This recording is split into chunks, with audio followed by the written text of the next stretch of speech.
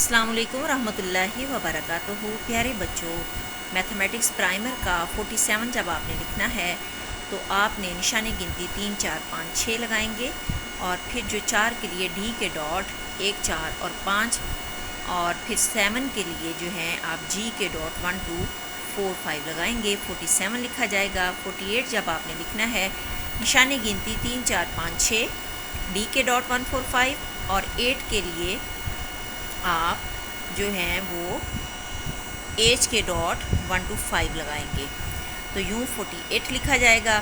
फिर आपने जब 49 लिखना है तो आपने निशानी गिनती 3 4 5 6 4 के लिए डी के डॉट 1 4 5 और 9 के लिए आई के डॉट 2 4 लगाएंगे। 49 लिखा जाएगा। फिर आपने 50 लिखना है तो 50 लिखने के लिए आप निशानी गिनती 3 4 5 6 और फिर आप 5 के लिए ई के डॉट 1 5 लगाएंगे और 0 के लिए जे के डॉट 2 4 5 इस्तेमाल करेंगे तो इस तरह से 50 लिखा जाएगा। उर्दू में जब हम 47 को 47 लिखते हैं, सीन ये नून ते अलिफ लाम ये सीन, और 48 को 48 अलिफ बड़े ते अलिफ लाम ये सीन,